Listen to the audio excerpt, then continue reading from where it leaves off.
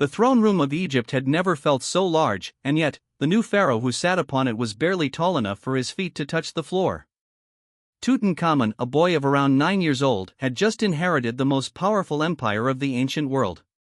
His crown was heavy, his duties unimaginable, and the nation he was expected to rule was broken, divided, and spiritually wounded after the reign of his father, Akhenaten.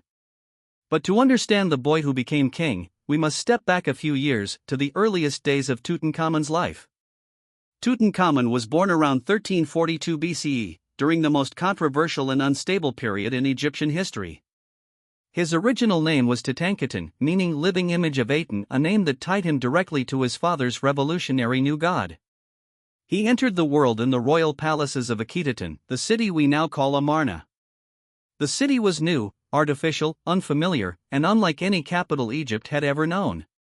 It was built not for the people, not for the priests, not for the traditions of 1,000 years, but to honor one single deity, the Aten, the sun disk. From birth, Tutankhaten was destined to be a symbol of this new religious world. But his childhood was not one of comfort and prosperity. While he lived in a palace of gold, surrounded by servants, tutors, and attendants, the empire outside its walls was collapsing. The once mighty Egyptian economy had suffered under Akhenaten. Foreign territories were slipping from Egyptian control. The military was neglected. Trade was weakening. And most dangerously, the people, from peasants to priests, had lost faith in their king. Little Tutankhaten grew up in a bubble of luxury but a world of crisis. Inside the palace, his earliest memories would have been shaped by strict royal customs. Tutankhaten was raised with the expectations of a prince, taught to walk with elegance, speak with authority, and hold himself like a god among men. He learned to read and write hieroglyphs, was trained in physical skills like archery and chariot riding, and was instructed in the rituals of kingship, rituals designed to maintain harmony between Egypt and its gods. But one crucial part of his education was missing: the old gods. Tutankhaten's father, Akhenaten, had abolished the worship of Ammonius, Ra, Ta, Osiris, Isis, all the deities Egypt had trusted for over 2,000 years. The grand temples across Egypt stood abandoned or vandalized. The powerful priests of Ammonius, once the king's greatest allies, had been humiliated and stripped of power. Tutankhaten's world was spiritually empty, centered on Aten alone, a god of light that only his father truly worshipped with conviction. Even as a child, Tutankhaten would have sensed the tension. Whispers in palace corridors. Servants speaking in fear. Advisors arguing behind closed doors. His father's religious revolution had set Egypt on fire, and the flames were spreading. But the greatest mystery of Tutankhamun's early life lies in his mother. To this day, historians debate who she was. Evidence suggests that Tutankhamun's mother was not Nefertiti, as many once believed. Instead, DNA evidence points to a mysterious woman known only as the younger lady, a royal, a sister wife to Akhenaten, and Tutankhaten's biological mother. This means Tutankhaten grew up in a royal family filled with complexity, secrecy, and, by modern standards, disturbing relationships. Even in his earliest years, the shadow of dysfunction surrounded him. Tutankhaten's life changed dramatically around age 4 or 5. Akhenaten's health was failing. Rumors spread that the pharaoh could not walk properly, could not stand for long ceremonies, and suffered illnesses. The royal court became desperate for an heir who could continue the Aten experiment. The young boy was drawn closer into the center of power. He would have attended official ceremonies beside his father, presented as a divine child, a physical symbol of Aten's blessing. But behind the scenes, a silent war was brewing. The priests of the old gods wanted the revolution destroyed. The military wanted Egypt's power restored. The common people wanted their familiar faiths back.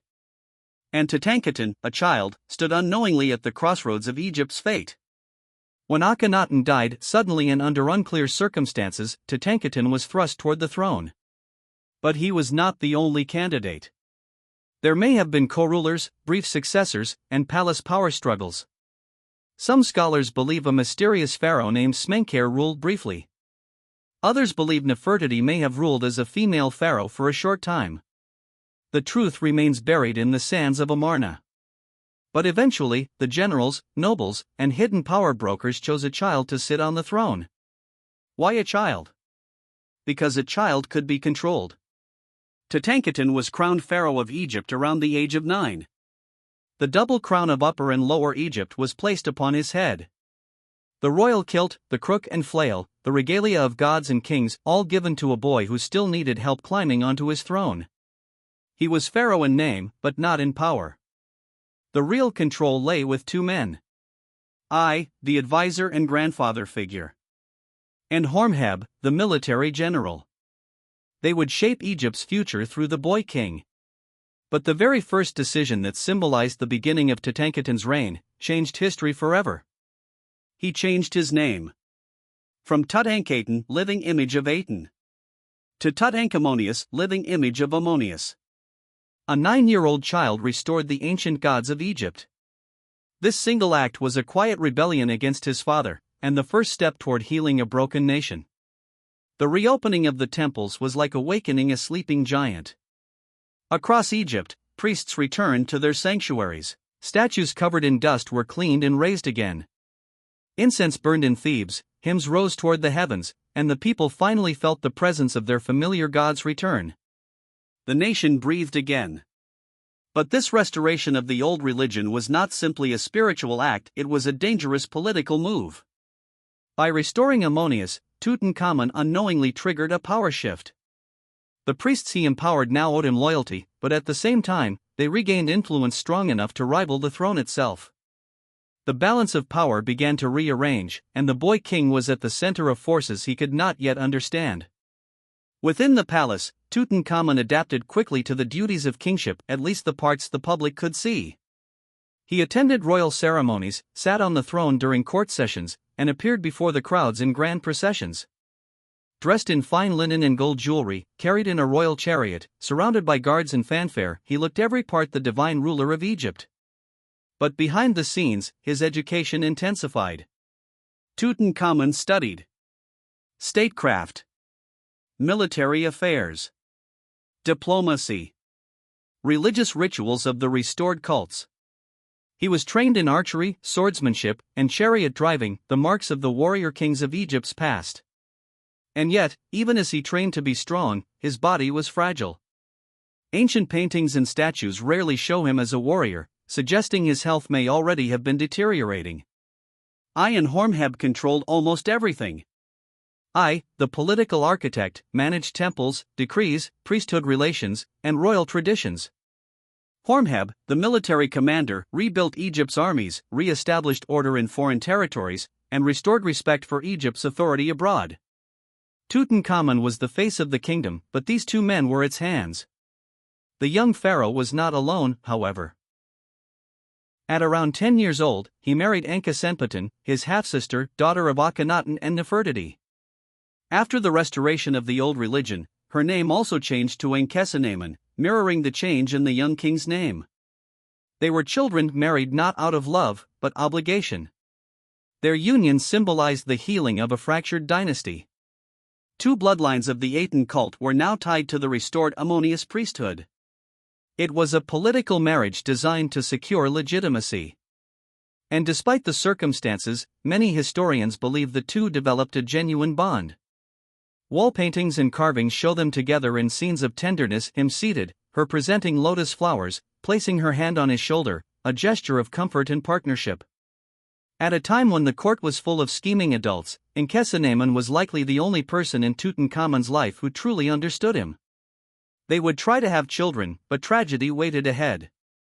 With his name changed, the gods restored, and a queen beside him, Tutankhamun now had something his father never had, the love of the people. Egypt began to heal.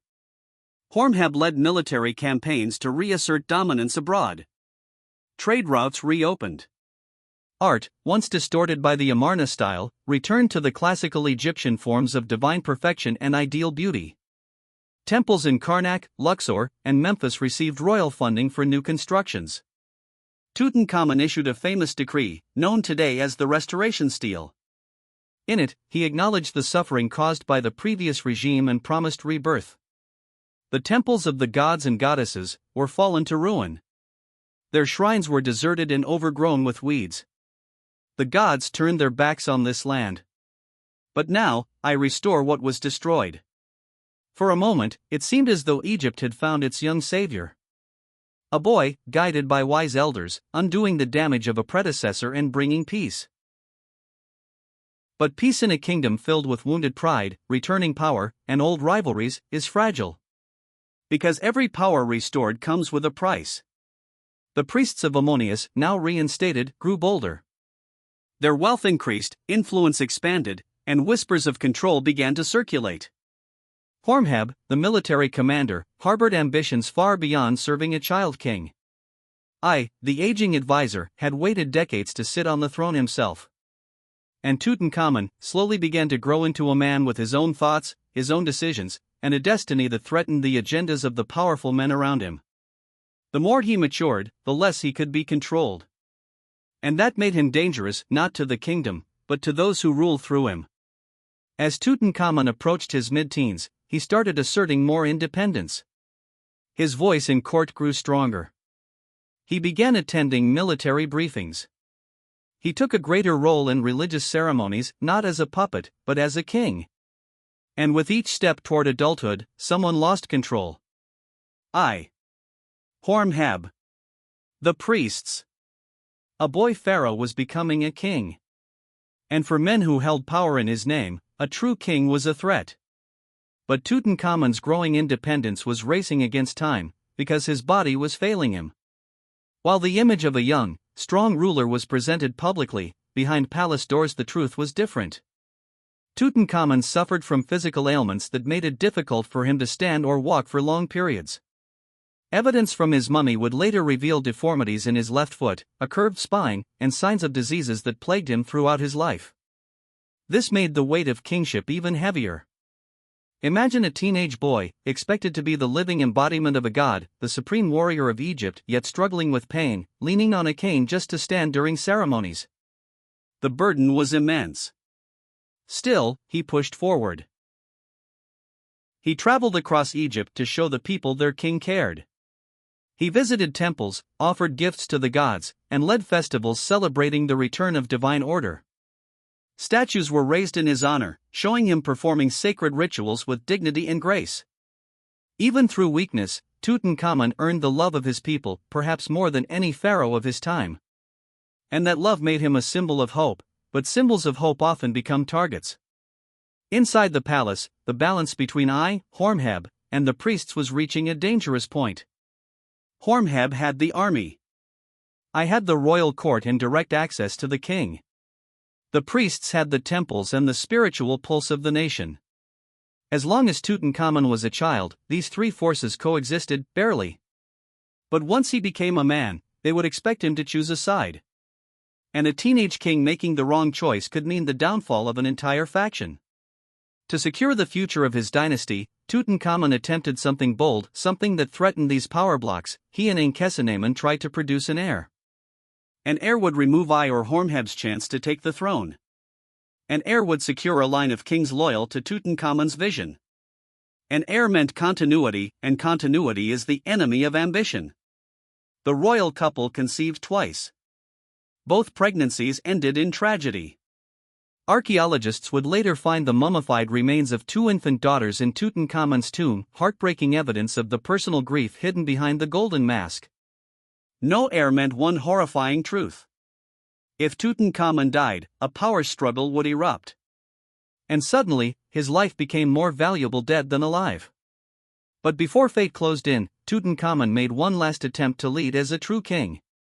He began planning a large-scale project to fully restore the temples destroyed during his father's reign. He wanted Egypt not just to heal, but to rise stronger than before. He also sought to re-establish Egypt's dominance in the region. Letters discovered in foreign archives reveal that surrounding nations saw Egypt's weakness during the Amarna period. Enemies who once feared the pharaoh now doubted the kingdom's strength. Horemheb urged war, a campaign to restore Egypt's name. Tutankhamun, older now and more assertive, agreed. A military expedition was prepared. For the first time since his childhood, Tutankhamun would leave the palace to lead as a warrior king. Some historians believe this was the moment the balance shifted, that Tutankhamun was no longer a symbolic pharaoh, but ready to rule in full power. A king ready to take control is the most dangerous kind of king for those who rule from the shadows. Then, suddenly, with no warning, Tutankhamun fell ill. Not gradually, but abruptly. The official record says nothing about foul play, only that the young king died around the age of 18 or 19. But the speed of his decline raised questions that echo through history. Did he die from natural illness? From an accident? Or was his death arranged? His plans for an heir had failed. His new independence threatened the men who relied on his youth. A war campaign would hand him military loyalty, taking power away from Hormheb. A future with Tutankhamun alive looked dangerous for anyone who benefited from controlling him. A future without Tutankhamun offered opportunity. I could claim the throne through marriage to Akhenaten. Hormheb could claim it through military authority. The priests could seize influence over a successor they could shape. The boy who brought hope to Egypt was suddenly gone. And almost immediately, the scramble for power began. And so, the short life of Tutankhamun reached its turning point, the moment where admiration, love, and hope turned into questions, secrets, and deception. The king who tried to restore Egypt would now become the center of a mystery spanning over 3,000 years. His death would spark one of the most debated historical puzzles of all time. A puzzle filled with suspects, motives, betrayals, and evidence left in bones and artifacts. What happened next is where history turns into investigation, and where the story shifts from the life of the boy king to the mystery of his death.